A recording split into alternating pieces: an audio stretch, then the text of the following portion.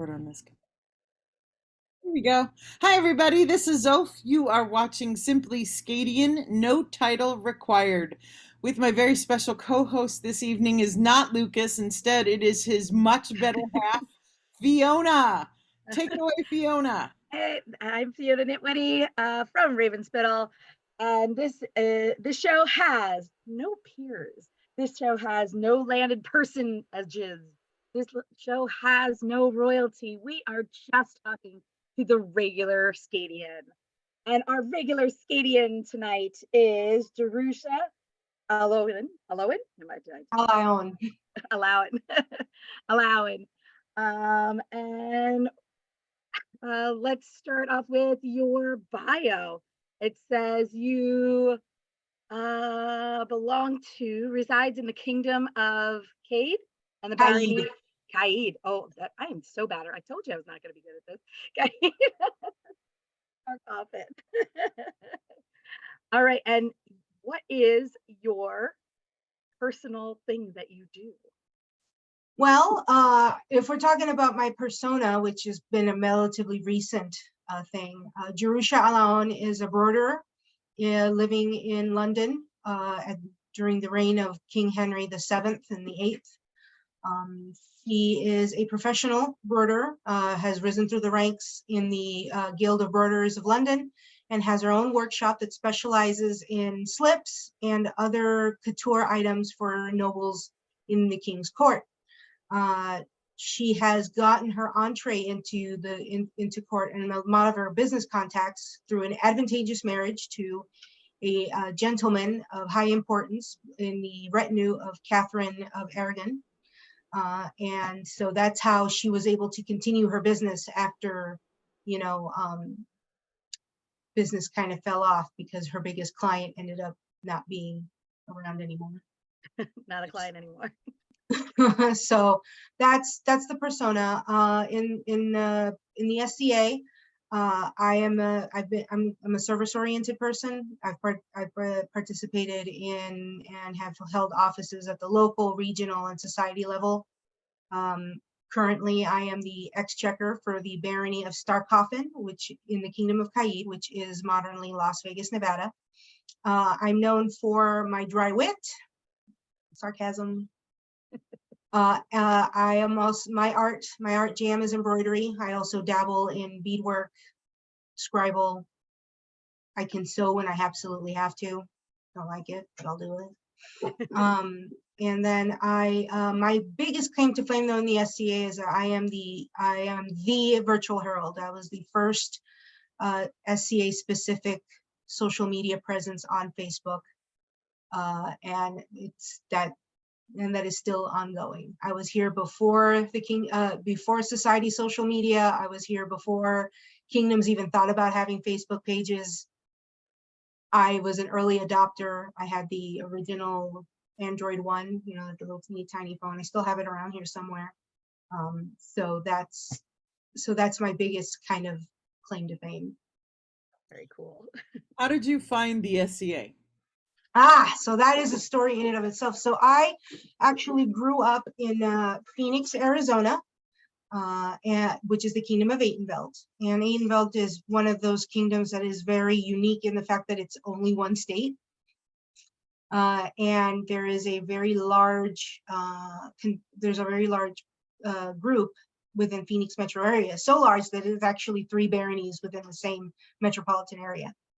And I grew up in Central Phoenix, which was part of the barony of Atenveld. And I, as a kid, knew about the weirdos at Encano Park. Encano Park is a park in Central Phoenix. And for many, many years, and I think they still actually practice out there every Wednesday night, there would be fighter practice out there, and there would be folks doing the rapier and the heavy, and then there would be the hill people, which doing all the socializing. They would occasionally have merchants.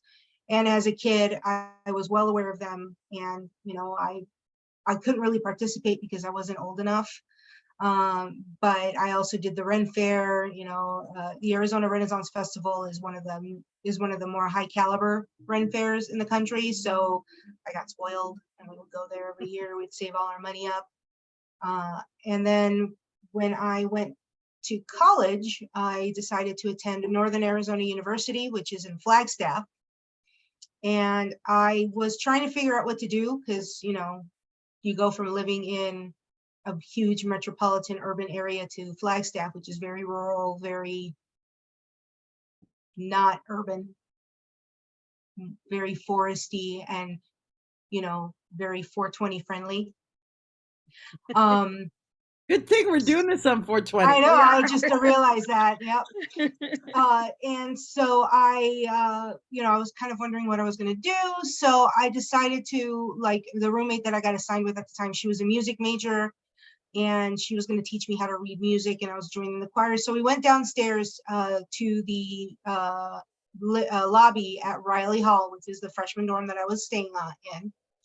And then there was this group of weirdos sitting on the couch wearing Renaissance clothing, and I heard what they were talking about. I'm like, hey, those are just like the weirdos at Encanto. I never did learn how to read music. So I joined them, and then the rest, as they say, you know, within 2 weeks, I was the baronial exchequer. I became the deputy seneschal and one of the founding members for the College of St. Vladimir, which is the NAU chapter of the SCA. I graduated from college and stayed on a couple extra years. You know, I was the seneschal for the barony of Eretsul, which is the Flagstaff area barony. And then in 2003, economics and the fact that, you know, I kind of was tired of living hand to mouth forced me to move back to Phoenix. And so I established myself there, played at the kingdom level, at the corporate level. And then I was there until 2016 when my husband got a full-time job teaching at Wright State University. And that led us to Ohio and the middle. So we were there for a while. My husband got offered a tenure position in Las Vegas. So then we picked everything up and moved back west. And here we are. So what is go ahead, Fiona. She kept saying as a kid. Now, are you a child of people that were in SCA as well? No. I grew up in the hood. I grew up in Central South Phoenix. Encano Park wasn't a nicer part of Central Phoenix, but it was still Central Phoenix. Like, you know, I grew up with gunshots and stuff like that. So no, I am not my parents, in fact, up until very recently, my mother still thought I was in a cult. So. Okay, understandable. Kinda. All right, so you talked about the virtual herald. Can you explain how it came into being and what exactly it is on Facebook? So back in 2010, I was one of the, I purchased an Android One, and it was in April of 2010. And then that following month, because Atenveldt has their coronations on the first weekend in May. So we were the coronation was occurring in a remote location in Northern Arizona called Happy Jack Lodge. And I was sitting at court playing with my phone, you know, because I was enamored with my phone. And then when my friend, Master Godfrey von Reinfelds, kind of looked at me and he goes, Jerusha, quit playing with your phone, pay attention to court. And I'm like, you're not my real dad.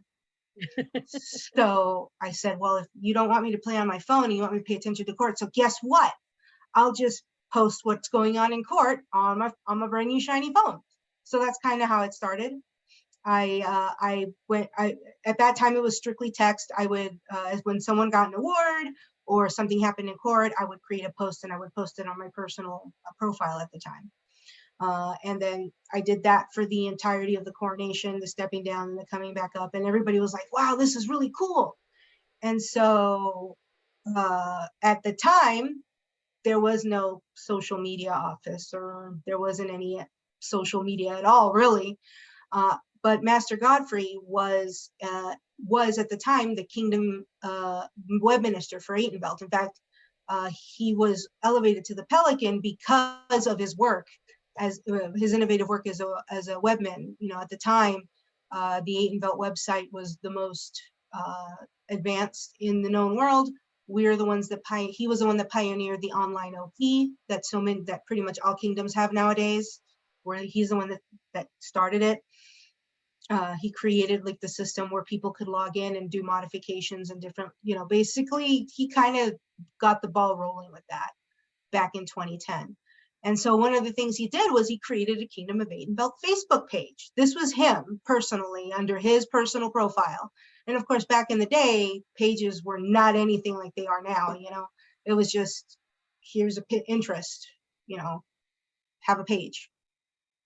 And so he said, well, I've created this Facebook page. I need content. You're the one here playing with your phone and doing stuff. So why don't you start posting on the Atenville Facebook page? So I did that. So I moved from my personal page to the Kingdom of Atenville page, I want to say before the end of the year 2010. So for the next couple of years, I was on there and I would do court reporting, which is basically live blogging as people got awards. I would take pictures of people and then I would post the award. This person is getting X award. I developed kind of like my SOP and protocols. Like, for example, if a person wasn't there to receive their award and the award was read into court, I didn't post that in order to keep the element of surprise. If something, I would take pictures I would try and do my best to take a nice picture of the person.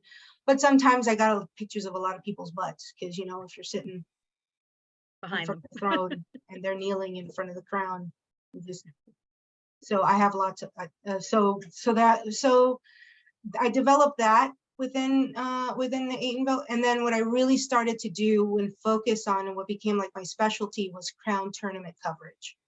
I began by, doing the live blogging of the finals, going blow by blow and posting, because back then, I had the camera, but it wasn't anything like today. And then eventually I, progressed with that, would do the pictures of the fighter board showing, who was fighting who in what round. I developed the fighter cards. That was in 2014, where I decided, my husband, I'm in a mixed marriage. My husband is an Apple boy. I'm an Android girl. We make it work. I was toying with the idea because I was getting a lot of feedback and a lot of questions. So who's this person's heraldry? Who's that person's heraldry? I don't know who these people are. Can you tell? And then I was like, well, how can I, educate people like that? So my husband at the time had this, he found an app on the Apple that allowed you to create baseball cards. So using a little template. So that's what I did. My first set, I basically scoured the internet for pictures of people and their arms. I went on the O&A and I created this fighter cards and I posted them on the Virtual Herald. And they're still there today. If you go way back, you'll see them on there. And because by that time I had moved to my own page. I was only on the Kingdom of Aiden page for about 2 years. October of 2012, I decided to branch off and make the Virtual Herald just an independent news source, not attached to any SCA Kingdom policy or procedure. So I'm not subject to that sort of thing. And then I developed the fighter cards, and then I got feedback from people saying, well, that's great and all, but what about the consorts? They're important too. And I'm like, okay, well, and so I did the whole thing again. I created a set of consort cards and I had to find, pictures, and I had to do, locate arms and stuff like that and get permission and all of that happy jazz. So, and by this time, like I said, it was just me. So I didn't collect any waivers. And I mean, I just asked permission and nobody said no. And so I published those, for every crown tournament from that year. Eventually I graduated from that app and I started using Microsoft Publisher. I am not a graphic designer by any stretch of the imagination, so this was all very rudimentary. When I moved out of Atenveld to the Middle Kingdom,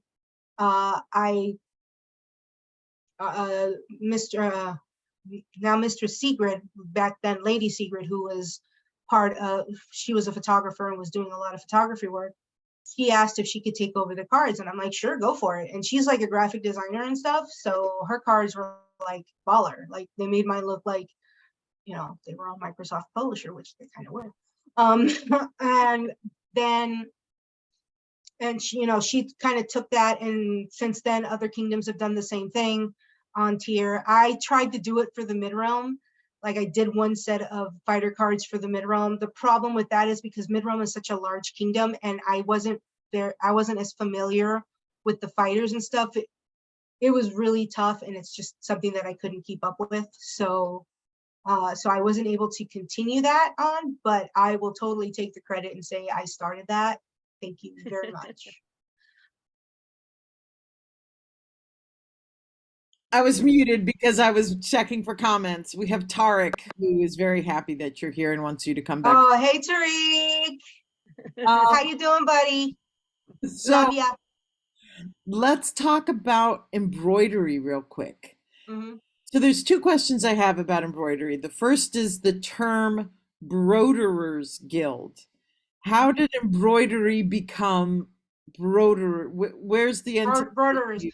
So there's a book from the British Library called Embroiderers. It's part of a series of medieval occupations, and that was just what they called themselves. I think it was they left it's kind of like a slang, maybe an unofficial slang term, like like you say, just saying or whatever. Because most of my persona story is based off of that book. How the Embroiderers Guild was established in London in the early 1200s, and how they were kind of the arbiters of how you got into the business. And while yes, it was a male-dominated guild and a male-dominated business, there are period examples of successful women embroiderers who were who were jamming and making money and had their own workshops and stuff like that. So that's where that term came from. I'm in my copious amounts of free time, I hope to one day actually create a class about the professional embroiderer and what that was like in London. I just, I keep doing things like getting, commissions and stuff like that, because I actually do take commissions. The impetus for my for taking on this persona as a professional is back in 2018 when I was still living in Ohio. The Royal School of Needlework announced that they were going to be holding a 2-week U.S. summer school in Lexington, Kentucky. And so Lexington, Kentucky is about a 4-hour drive from where I was in Ohio. So I was like, ooh, I want to do this. And then I looked at the price and I'm like, ooh, I need to find the money. So I talked about it with my husband. I put some of it on a credit card, but if I wanted to have any spending money for my, room and board and stuff like that, I needed to get the money somehow. So I decided, okay, well then I'll do what the professionals do and put out my shingle and say, hey, we'll embroider for money. And that's how I met Count David, then Lord David, who was out of Caid, oddly enough. And this was like back in 2018, before I didn't even know that I was ever going to end up here in Vegas and living in Caid. He contacted me and said, hey, I want to do these gloves. Can you embroider the cuffs? And I was like, sure. Okay. And so I worked on them, and and he paid me a nice chunk of money, and I got some more commissions out of it and stuff like that. So I actually am a semi-professional embroiderer. Unfortunately, it's not one of those things that I can do full time because, there's this thing called a mortgage. Unfortunately. Right. But if I totally could do it professionally, and I was able to make enough money to have a very comfortable time in Lexington. I was able to get a nice Airbnb. I was able to, take all the classes I want. It was basically 2 1-week sessions. I ended up signing up for both. And so I spent 2 weeks in Lexington in a nice Airbnb. I had plenty of spending money to buy all the embroidery stuff that I could from the Royal School of Needlework. Plus, since my other great hobby is popping tags, I got to sample all of the thrift stores in Lexington and buy all the things I wanted. So nice. Do you have any examples of your embroidery? I do on my face. If you go to my Facebook page under Joanna Garcia Stomel, there is a brag book that I have there with all of the embroideries I've done since about 2010. I haven't really updated it much since about, I want to say the Corona happened, because most of the stuff now that I do nowadays is more modern, needlepoint, cross stitch. But I do have some commissions on the back burner. For example, I am working on another pair of cuffs for Dame Ursula. She's being very patient while I work on those. She's got a lot of green in her design. I also did the Pelican Rondelle for Mistress Fionata's Pelican cloak.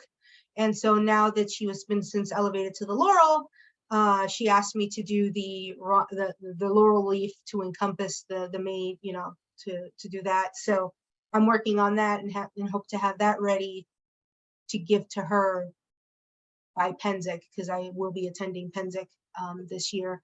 My goal has been to attend all of the major 50-year events, and it took a while, but we're finally at Penzic 50, so I'm going. Did.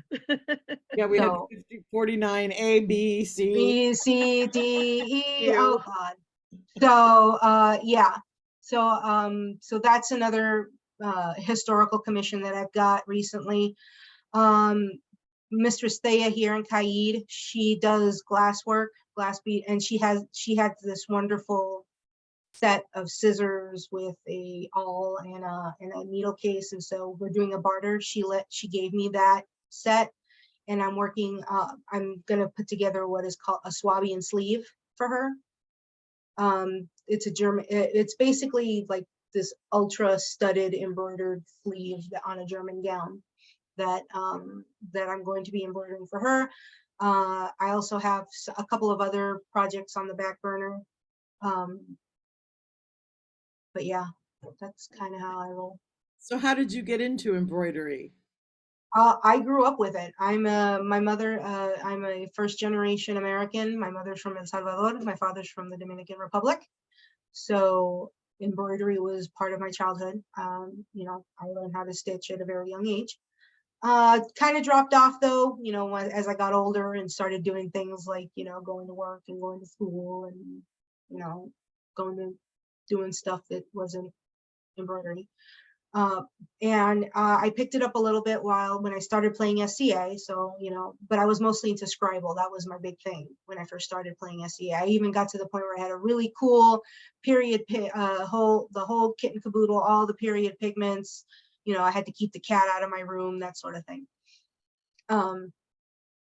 But when we moved from Phoenix to Salina, that was a very big change for me, because I went from being in a large metropolitan urban area to Salina. And I don't know if you all are familiar with Salina, but there's not a lot there. Town shuts down at 7 o'clock. I'm from New Jersey. I don't know very much. But Zoff, you know what I'm talking about. Yeah, Yeah, it's the middle of nowhere. So I had to find something to do with my time. So that's when I kind of started thinking. Out, so yeah. Really, they do. I know. they tip cows. It's like what you do in the country in Ohio. Yeah, it's cows and corn with the occasional pig flying by for levity. I will say though, when we were living out there, my husband, he was friends with one of the agricultural department professors, and the time every year we were there, we paid into a quarter of a fresh pig, and we had bacon and sausage. And to this day, I weep, because there's no way you can get that here. Freshly processed meat. Bacon. Not so much in Vegas. I mean, you can get a lot of stuff in Vegas, don't get me wrong. I mean, we're for a desert town that's got no sustainable water source.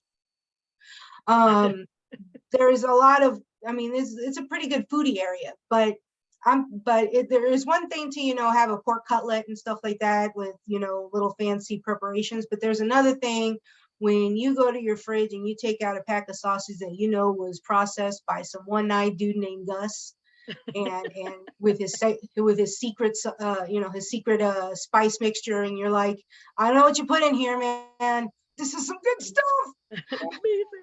I remember the first time I went to a county fair where my parents lived. They lived in a small rural town. Imagine two legit New Yorkers. Like my dad was in a gang on the west side of New York. And then they ended up in this little town called Southington. And they took me to the county fair and I saw the prices above the animals. And I was like, what are those about? Like 49 cents a pound. What does that mean? And my I don't parents get were like, yeah, we're having some pork tonight. Well, let me tell you all about it. it. Right. So, but yeah, so that's kind of how I got involved. And as I became better at it, and that 2 weeks I spent in Lexington really kind of drove it home to me that this is really like my jam. And so when we decided to pick up and move back west, I made the decision to kind of really make that my concentration.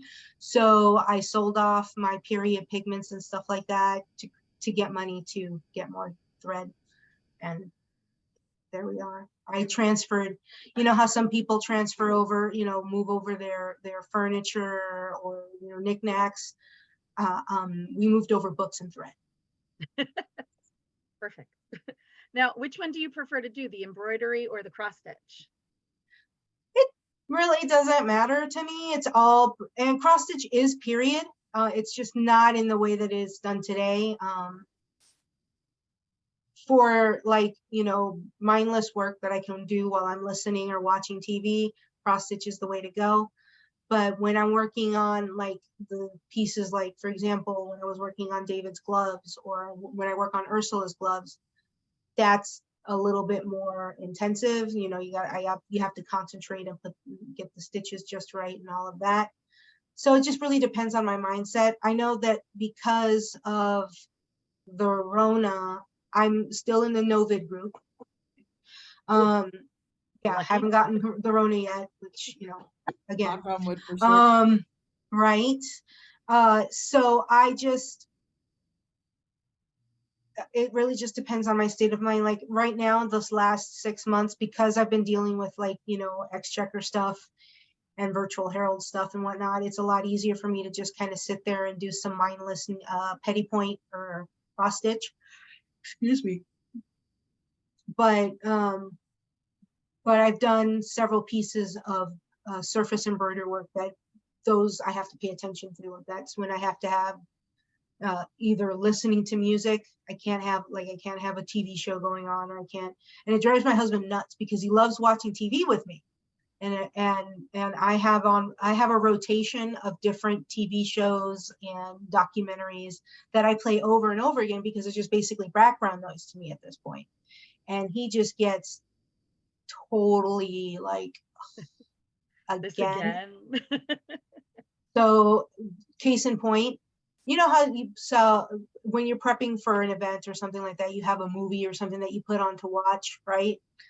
Well, mine is Casino. Okay. And that was even before I moved to Las Vegas. I've always been, in addition to a Anglophile English history, medieval history and all of that, I am totally a mob history buff. Like I can tell you everything about Vegas and the mob, New York and the mob, Cleveland and the mob. That's another area of expertise. So the day that I moved out here and I was able to watch Casino while living in Vegas, that was just kind of like a meta moment for me. So anyway, but that's my movie that I watch when I'm prepping for SCA stuff. I owned the VHS copy when it came, because it came out in 95 when I was a freshman in high school. I went and saw it in the theaters like multiple times. So I probably shouldn't have even gone to see it because I was like 14, and I think it's what? Rated R. Rated R. So, and then so I watched it multiple times in the theater when it came out on VHS. And because it was such a large movie, it was actually one of those big honking blocks with the 2 VHS cassettes. I actually ended up buying 2 copies because I wore out the first one. Wow. And then when I got when the DVD came out, I grabbed the DVD, and then I also grabbed the DVD special edition with all the mini documentaries. Nowadays, I have it purchased on my Amazon Prime, and I just push a button and play the movie. And my husband literally will hear that and bring me to his office. He's like, I can't even. So now, is he part of the SCA too? Yes. So he actually was in the SCA before I was. growing up in Prescott Valley, Arizona. He started when he was about 16 years old.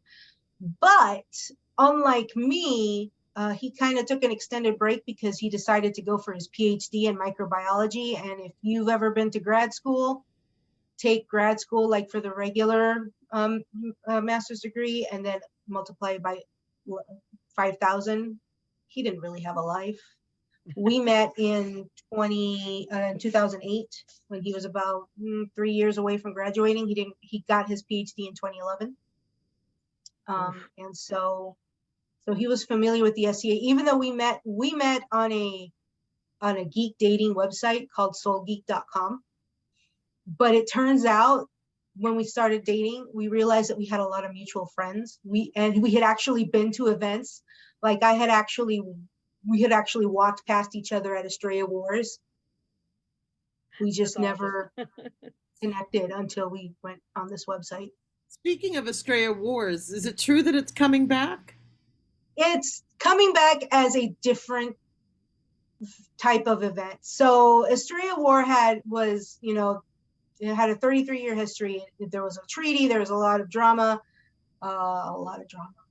At one point, I was commander of the watch for that event, deputy main, involved with all sorts of stuff with that war.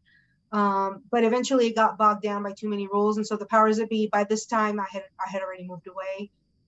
They decided to no longer do Estrella, and they were just going to not have Estrella at all. But there was enough people that made a stink.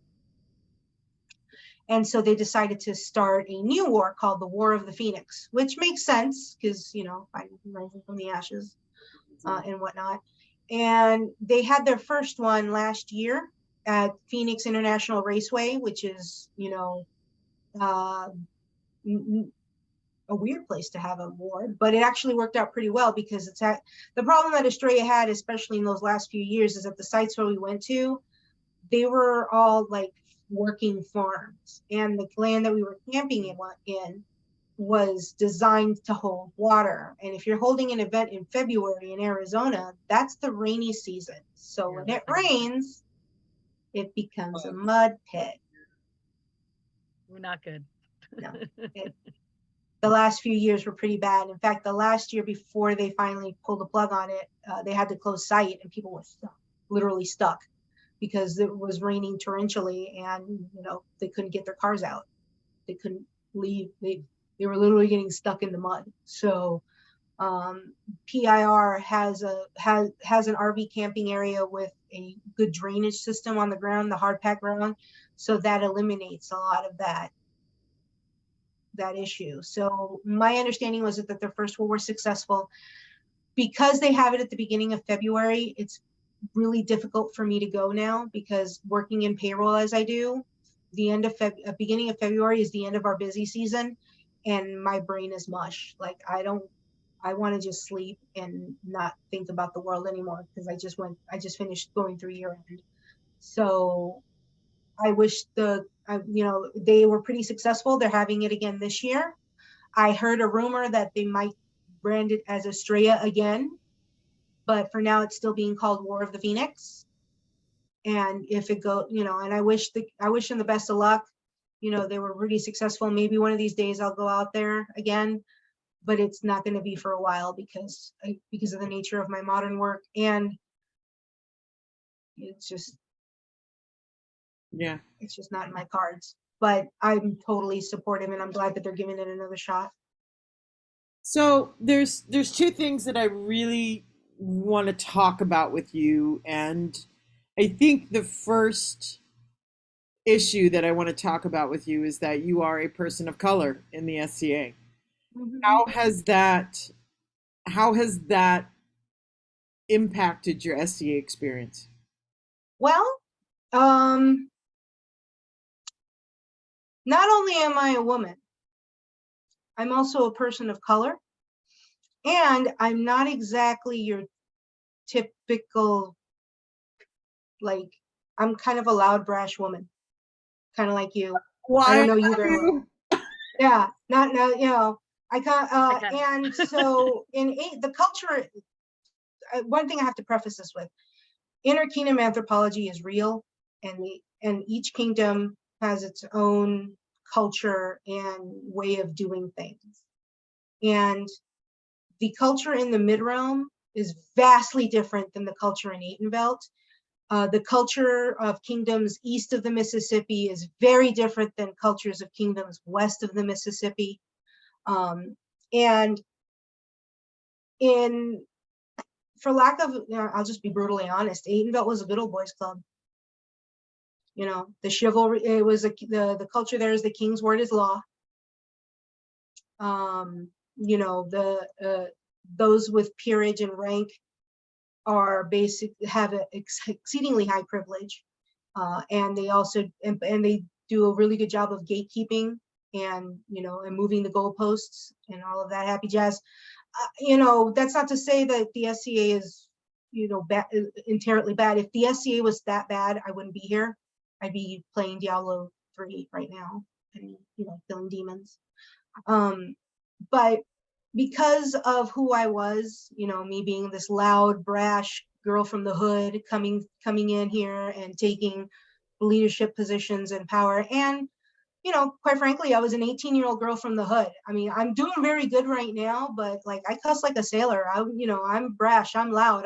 You know, sometimes that I shoot myself in the foot and I say things that I'm not supposed to or whatever. But it's always, I've always been myself. And a lot of people don't like that for whatever reason. And the people that don't like that also happen to be people in positions of power in Atenvelt. So like I alluded to the fact that I was in the Kingdom of Atenvelt Facebook page, and then I moved to my own page. Well, the reason that happened was that at an event in 2012, I was approached by that time there was a nascent Kingdom social media. You know, the SCA was finally realizing, oh crap, this is a thing now. And there was they had a Kingdom social media officer, and that particular officer didn't like me because he and I had clashed over some things.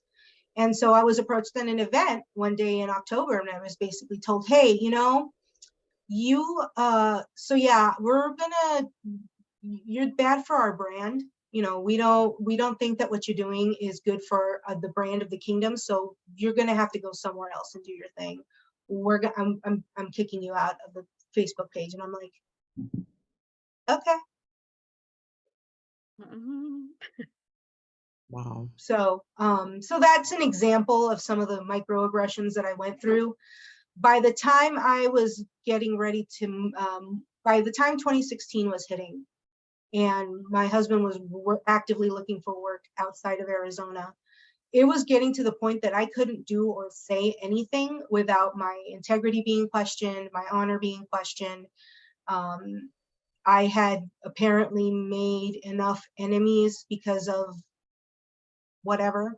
And to this day, I kind of know maybe what I did wrong, but at the same time, you know, I didn't break any laws. You know, maybe I could have said it a little bit nicer, but it was still the truth. So it was starting to become really, really difficult to participate in any meaningful way in Atenvelt. And I'm pretty sure that if I had not moved to Ohio, I probably would have. But I didn't. I moved to the Midrealm.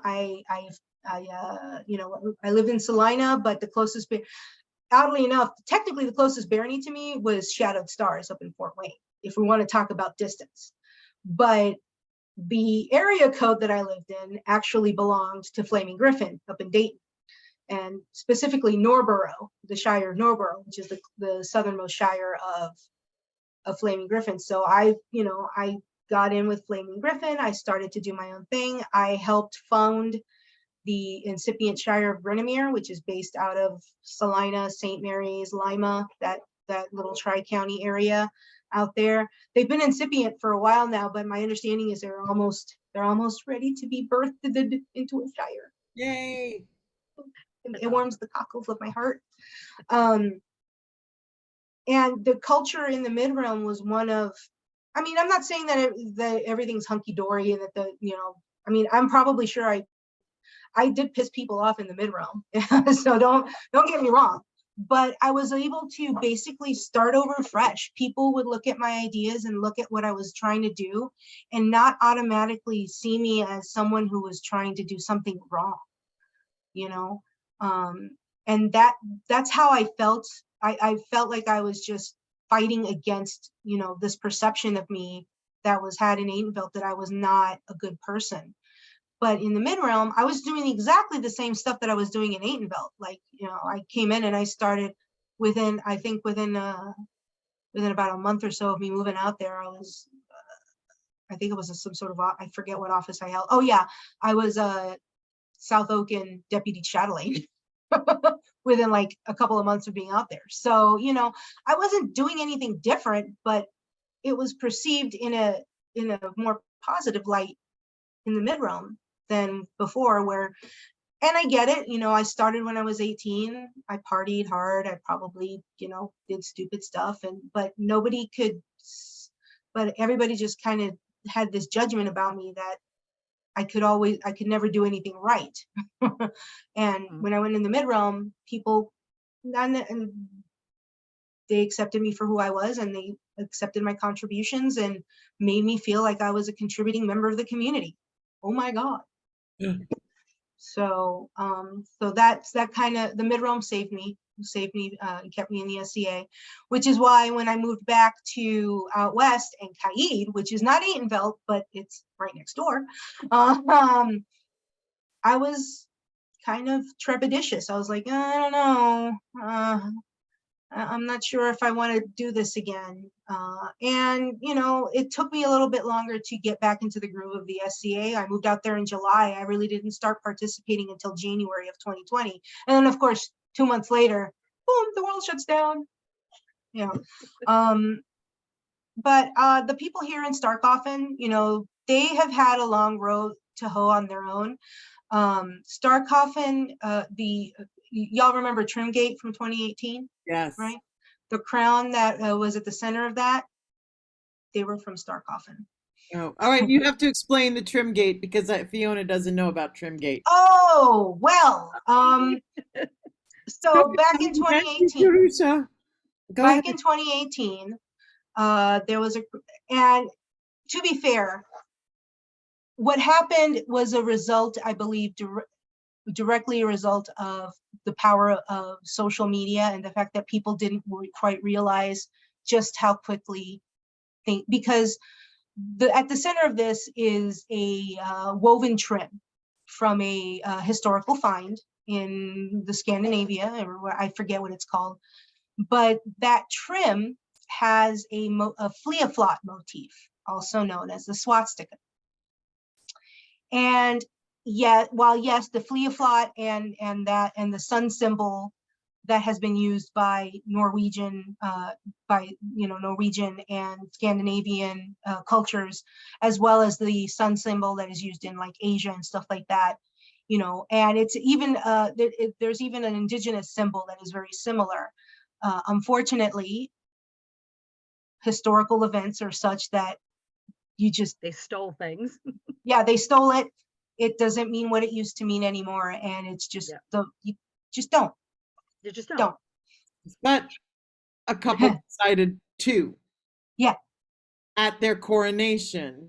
Right, but to be fair, and I learned this much later, at the time, this wasn't the first crown that ever wore that trim. There was a crown in Antier that had that trim and wore it in their coats, and they had no problems with it. The issue, however, they reigned back in 2005 when social media wasn't a thing and nobody even noticed. I mean, the pictures of the king of Antier at the time wearing the coat with the trim surfaced during this whole thing. But because it was before social media showed up, it didn't make any it didn't get any coverage. And to be fair, I learned this also afterwards because I moved out here to the area. That crown had actually the event that where people finally noticed the trim was not their coronation. They did wear it at their coronation, but the event where finally people noticed it was after their coronation, like 2 or 3 weeks afterwards, when they were in an event, and so all of a sudden someone saw it and they're like, oh crap. Maybe you should So wear I that. remember that event because the weekend that all blew up in 2018, I was in the Barony of Cleveland, Cleveland, Ohio, attending, oh God, what is that event in January that they have? Regular event in the Cleflands. Yeah. So I was there with the Queen of Ethelmark at the time. I was attending her as I was doing a retainership. And we were sitting there in the Royal Wedding Room with our phones, just watching this unfold online, where people were like, "Oh my God, this and that and the other thing," and whatnot. What are And you using? so at the time, my feedback to the board of directors, but of course, they don't listen to me, was you guys got to get ahead of this. Social media is a zero-sum game. If you don't make the narrative, someone will make it for you. Absolutely.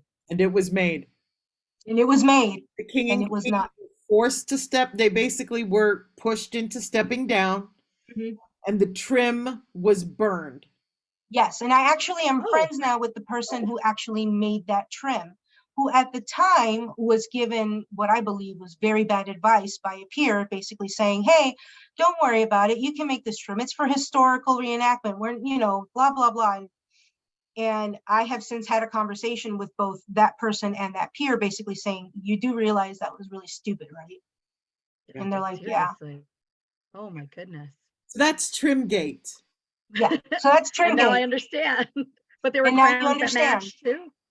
Say what? There were crowns that matched too. No. Oh, okay. This was just a the trim that was Okay. gifted to them, and they wore it in their garb. They were very much a Ooh. Viking persona. This crown, and to be fair, Star Coffin in general has very much a Viking theme to it. I'm not a Viking, nor do I play one on TV. I'm a subject of good King Henry. Which Henry depends on what century I want to win. Or which, whether I want to be French Henry or English Henry or German Henry. Depends. There's a lot of Henrys. There's a lot of Henrys, which is why it's always good to when you say your persona, I'm a subject of King Henry. Which one? All right. I don't So know. Depends on what clothes I'm wearing. we have only 13 minutes left, and we have even barely scratched the surface. Oh, geez. Told you. So here's what I'm going to do. I'm going to ask you the last question we ask our guests, and have a feeling that that's going to take us where I really want to go, because I know you. Mhm. The last question our guests get asked is, what can the SCA do better? Well, they can follow their own rules. How's that? I love you so hard. So, for those of you who have not been living under a rock, or who have been, and I've been saying this for years, so it's just, I find this incredibly amusing. The SCA has a very toxic culture at the top. People with rank and peerage are basically allowed to do what they want and bend the rules and not be held accountable for what they do. And 9 times out of 10, the situations don't get pushed under the rug. They don't get handled. They get, because that's part of the toxicity of this culture. It's a culture of what I call traditionalism. It's not conservative, it's traditional. They believe that by adhering to the rank system of the SCA and giving those people that with rank the ability to basically do whatever the fuck they want, pardon my French, that's the way that the SCA should be, and anybody who tries to say or do differently ends up like me. And for years and years and years, this has been going on. But finally, at Gulf Wars, A few years ago. 2 2 years ago. Was it 2 years ago? 2 years ago, because this, it was Gulf Wars 2021 or 2022, because this was 2023. Yes. Duke Balder of Trimaris, a known bad actor, and I'm not saying anything that hasn't been, so come at me, bro, if you want to go there. A known bad actor, someone who has a known, who is a known white supremacist, has made those types of statements in social media. I got receipts, bro. So come at me, seriously.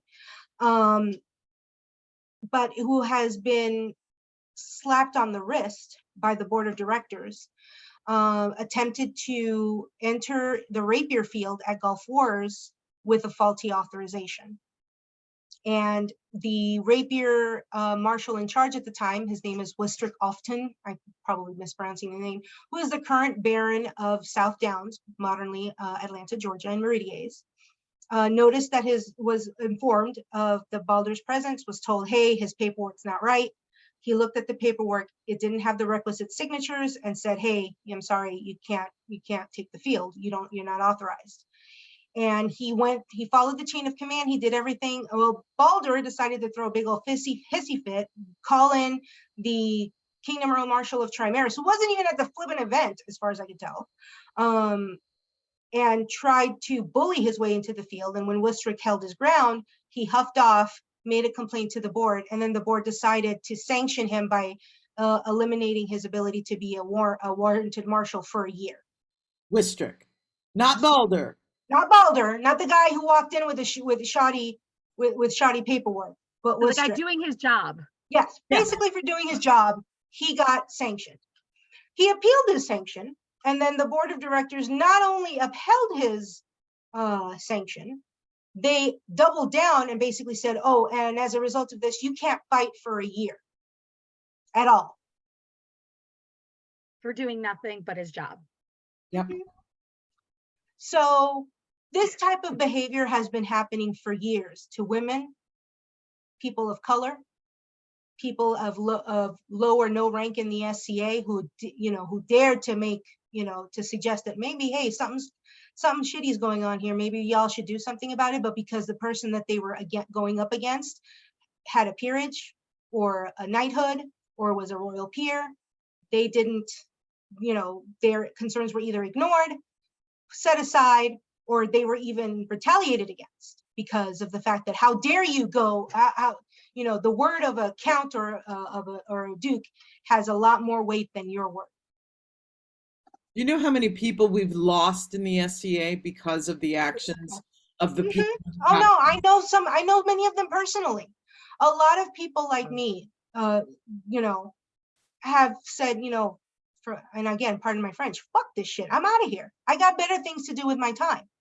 And, maybe 30, 40 years ago, like in the 70s and 80s, when there was not a lot in the way of nerd culture or, the SCA could act that way and it not matter. Well, guess what? It's 2023 now. There's other organizations, there's other things you can do, there's other activities you can do to get your historical or fantasy fix.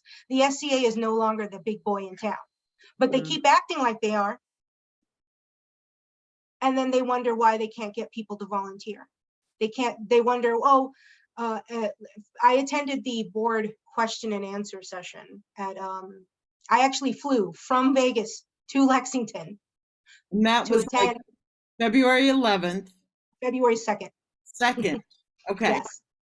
It was the same weekend as War of the Phoenix. So instead of going to War of the Phoenix, I hopped on a plane, went to Lexington and attended this question and answer session where it was basically just a bitch fest about how nobody is participating, nobody is telling them, giving them any feedback.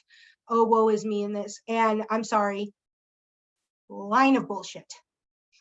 They're just not getting the reactions they want. No, they not. I mean, there's video of it, and you can see everyone just kind of look at them like, what the fuck are you talking about? Sir Marcus Draconarius, he was the last person to speak. He is a member of the Order of the Chivalry. He is a cis het white male, and he basically threw it back at them and say, you guys haven't done a damn thing. What are you guys going to do that is going to make this situation better? Because all I'm hearing is a bunch of gaslight. Haven't really heard anything since, have we? No, but they have one coming up on Sunday. Yes, they have a board of directors meeting coming up on April 23rd, which, by the way, I will be there with and I will have a in-depth review, for lack of a better term. so because, and to kind of bring it back to the original issue with this Worcester situation, this is what I'm calling it, the Worcester situation. I like Pulp Fiction, what can I say? Normally, you know, this would have had the same exact result as any other sanction, administrative or otherwise, before it gets swept under the rug, people forget about it. But I believe that a perfect storm of technology, social media, and real world disgust and disdain for the status quo is finally coming home to roost. And I'm glad it's happening. It sucks that the POC woman in me is laughing, because it wasn't the DEI situation that got people all riled up, although it did, you know, there was a little, but that was on its way to calming itself down. It wasn't the multiple issues with sexual assault of women being swept under the rug. It wasn't any of those. It was a cis white het man not being able to play his game using safety rules. That's what's finally prompted people to finally go, oh, what? And I don't blame people. I mean, this is an easy, safe topic to vent your rage at. You're not dealing with, you know, you're not dealing with larger issues such as, you know, racism or misogyny in the SCA, which are still there, by the way. They haven't gone anywhere. So it's a lot easier for people to have righteous anger, and it's a lot easier for people like David Biggs and Iselda. I don't know what her real name is. Alexandra, I believe, is her real name, but she goes on Facebook as Iselda. They're able to take this and find and without ruffling any feathers, without getting into items that are icky. And when I say icky, I mean, like, you know, when you're running into privacy issues, like with assault, with, you know, discrimination, with hostile workplace. Because the SCA is a workplace. It's not just a hobby. It's not just a something to do on the weekends. For a lot of people, this is a way of life. And at the end of the day, we are a community of people that is a lot smaller now than it was 56 years ago. Yeah. And that's not, we've grown, obviously. We're at 21 kingdoms. We've got branches all over the country and in Europe. And, you know, at one point we had one in South Africa or whatever. But because of social media and because of technology, not just social media itself, but technology in general, the fact that, you know, I'm here in Vegas, you're in Jersey, you're in, I think, Ohio still, right? Yeah. South. And yet we're still having this conversation about our mutual interest and our mutual hobby. A year, not even 2 years ago, before the Rona, this would not have even been a thought in our heads. Right. So you talked about Iselda and David. So for the people who don't understand what's going on, can you explain what they? So Iselda and David are husband and wife, and they're both members of the Order of the Laurel. In the modern world, I'm not sure what Iselda does in the modern world, but David in the modern world is a federal attorney, U.S. diplomat, and basically a expert in his field of contract law, because he deals with diplomatic relations. Ew. And so when the Worcester situation went down, Iselda started this by having making a what has since been called the Freedom of Information Act, although not really, because the SCA doesn't apply to that, but basically saying, hey, I want this information about why you guys did this sanction, this based on my interpretation of X, Y, Z, and Kapoor. And this is all on Facebook, guys. If you type in David Biggs on Facebook, you'll pop up his profile, and all of his public posts are there. He doesn't friend people, but you can follow him and his wife. The Virtual Herald, which is on Facebook, I share everything that they have done. I've documented the entire situation. They have, at first it was the email exchange between Iselda and the Society executive assistant, who I'm sure is a lovely woman, but basically put her foot in her mouth. when she actually admitted that, hey, we're not going to grant your request because we don't want to, and we said so that we can't do it and we don't want to do it, and neener. She's like, okay, then. Her husband, who is the federal attorney, then sent his own, I would almost want to call it an amicus brief, because it wasn't like he was, talking to them as, he was basically giving them free legal advice, as far as I can tell. Basically reminding them, hey, these are the rules that you've agreed to. This is why you need to provide this information and provide this transparency. And as a result, I don't know what the board's response was, because obviously they don't like to actually, communicate with their populace, because, why would you want to do that? They instead had the SCA's in-house voluntary legal counsel contact David about Alexandra's request. Now, there was the argument made, which is fair, that because he had written this, one could assume that he was representing Alexandra in this matter. But at the same time, when it became really clear that that was not the case and that he really needed to be directing his query to Alexandra, well, that didn't go so well. So that was how things stood about a week and a half ago, right? So imagine, so this past weekend was my baronial anniversary event. Caid has, the big thing here in Caid is anniversary events. That's every group in the kingdom has their anniversary event. And that's the big event where everybody gets the awards and yada, yada, blah, blah, blah. I'm the baronial exchequer, so I was running the gate. At that time, I had a conversation with their highnesses, which I still need to write an article about. It was actually went very well. And I got a really good satisfaction about the issues that I'm seeing in my own kingdom, but I'm going to put that over here. Monday morning, I wake up Monday morning at 6 a.m. So keep in mind, 6 a.m. Pacific. It's already, y'all already halfway to lunch back east.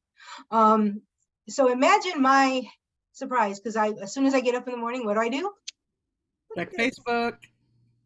And I see the Tale of Six Sanctions, part 1. Okay, then. So I start reading, and then I literally get up I start sharing it. I start doing my analysis. Yeah, today was part 4, which basically,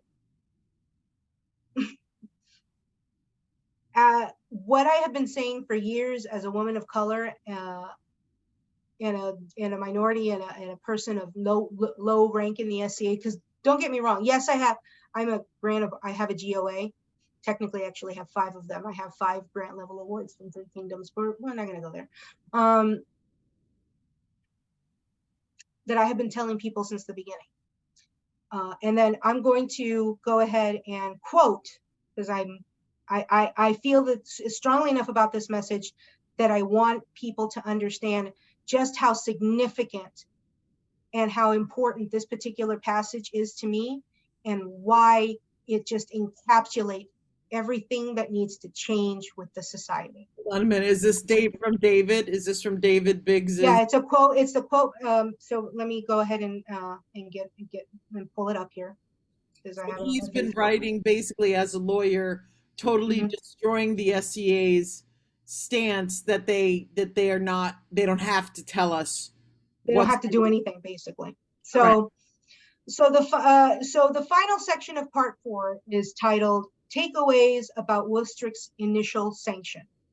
So there's a bunch of bullet points, but I want to read the final 2 bullet points. 1, the SCM, Society Earl Marshal, the Society Seneschal, and the Board of Directors all agree that doing what a KEM, a Kingdom Earl Marshal, says is more important to them than protecting yourself and the SCA from potential legal liability. That's the first point. The second and final point of his paper, which to me is pretty much the crux of this whole issue. And in the process, they set a wider message to all other rapier marshals, and I'm going to scratch that off and insert to all others, that what a KEM or Duke of the SCA does shouldn't be questioned. Let me repeat that again. They sent the wider message to all other rapier marshals that a Kingdom Earl Marshal and Dukes of the SCA should never be questioned, or shouldn't be questioned, excuse me. I add the never myself. This is what's wrong with the SCA, right there.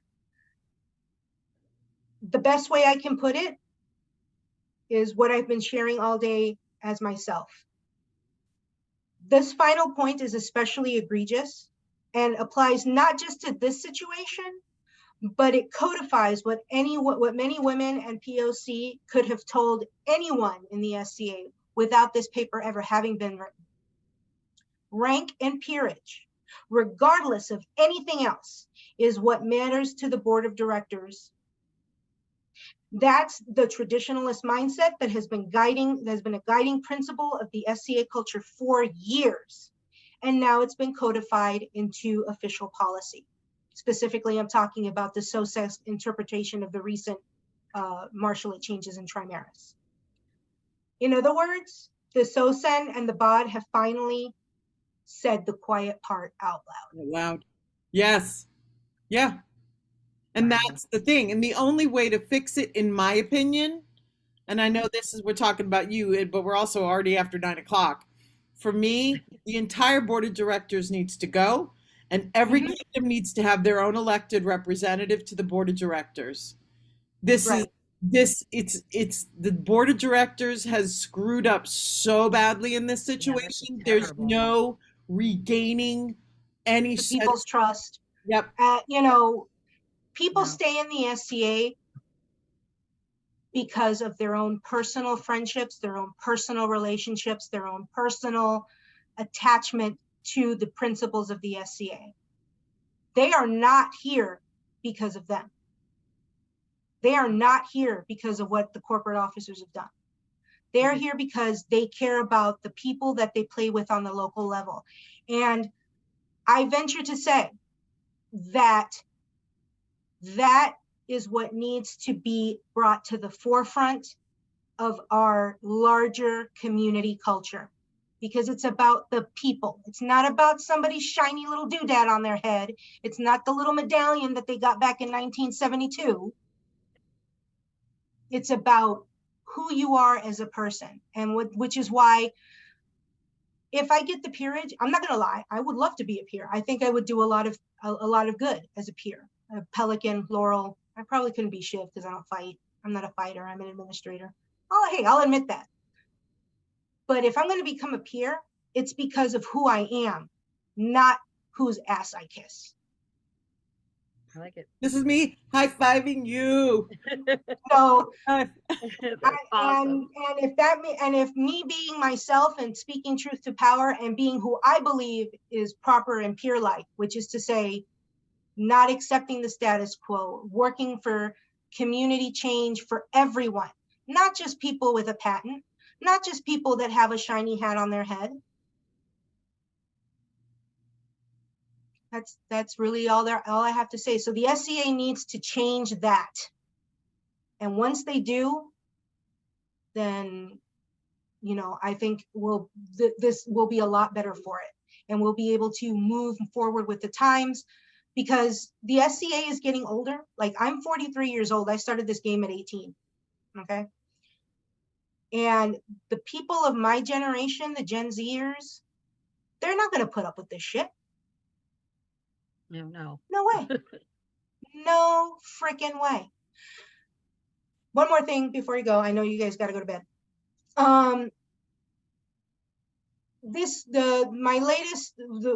What brought the virtual herald back from hibernation, because to be frank, once I moved back to Kaid and then the Rona hit, the virtual herald kind of went away for a while. But what brought it back was attending that coronation 12th night in Kaid, seeing my friend Eleanor pick up that gauntlet, and then taking the crown at the time, the current crown, Optimus and Issa, taking responsibility and trying to do the right thing. I want the world to know this. Optimus and Issa, the current crown of Kaid, Optimus is 25 years old. Issa is 26. They're babies. I'm sorry, but they are. They're probably the youngest crown in the known world right now, bar none. They came into this with preconceived expectations and advice given to them by others. But when they saw and when they had it pointed out to them, hey, this is a problem, it needs to be fixed, they went with it. And they are right, and Ducky is an official advisor to their court. I have had numerous conversations with both Nick and Candy. That's their real names. These are good people, and they got thrown into a shitty situation because of a shitty culture, and they're trying to make it better. And that's the crux of the conversation I had with their highnesses of Kaid this past weekend. Their highnesses, Wilhelm and Larissa, are the exact opposite. Larissa is actually Viscountess Larissa of Kaid. She's the reason why you have to be 18 and older to be a consort, because she was Princess of Kaid as a 10-year-old. That's adorable. And they understand too, and that's the conversation I wanted to have with them. And I can share that they understand that the SCA needs to change. They're with it. They may not have, they may have a different approach to it, and they may have a little bit more of a cautious approach, but they understand the same thing I do, that if this society is going to survive and thrive, we have to embrace those principles of inclusivity, of helping people achieve their goals, not just in the SCA, because, and the biggest argument that pisses me off is people saying, well, why are you trying to bring modern politics into my game? I can't put away my skin color. You know, I can't just take off and be like, okay, I'm not going to be a brown girl from South Phoenix.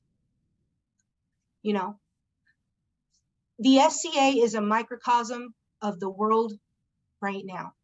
And if you were to ask me, Joe, why is there such turmoil in the SCA right now? Like, have you been paying attention to the local news? To the national news? The issues that we're discussing here in the SCA can all be tied back to the larger issues that are happening in our country, the United States, and in the world. And if you look at what's happening around the world and what's happening here, people are tired. They're sick and tired of being told to just take it. They're sick and tired of being told it's going to be taken care of. You don't need to worry about it. That's not going to fly anymore. And for years, the board of directors would have play the song and dance of, kicking problems down to the can, their culture of opacity, where everything happens behind this curtain. And no, you can't talk about that because, oh my God, we might get sued. Well, guess what? You're probably going to get sued anyway if that paper has anything to say about it. Because I can guarantee you right now, if there's a hungry new lawyer with the ACLU or something, they want to decide to come play, they've got some pretty good ammo. Yep. All right, we are absolutely out of time. This has been incredible, and I'm so glad that we were able to talk with you tonight and to get your take on what's going down in the SCA. Yep. And so final plug, because I can see that you guys are needing to go night night. The facebook.com/the virtual herald, all one word. That's my Facebook page. Please like it. Please share my posts. Right now, I'm sharing the postings of David. I also have articles and other things that I'm planning on doing. A couple of weeks ago, I did a podcast appearance on Caldwell's Corner, Coffee with Cal at Caldwell's Corner. I'll put a link to that in the comment section, where we discuss a lot of the same things, just with more cuss words, because I'm a sailor. And my final word and exhortation to all of you, especially my fellow brothers and sisters of color, we got to stand united. The SCA has done so much for me on a personal level. It's where I learned how to be an adult. It's where I met my husband. It's where I have met my friends that are like family to me. And I'll be damned if I'm going to get chased out. Being here pisses off all the right people. and I'm not going anywhere. And I encourage everyone else to do the same. Speak your truth. Write to the board of directors. Go see them. Go email them. Make the noise, because eventually they're gonna have to listen, right? Make enough noise. Somebody's got to listen. Can't stop the signal, folks. Can't stop the signal. Thank you so much, Jerusha. Again, you've been watching Simply SCAdian, no title required, and we'll see you in 2 weeks. Thank you, Fiona, for being my super awesome guest host. Yay! Bye, everybody. Thanks, Jerusha.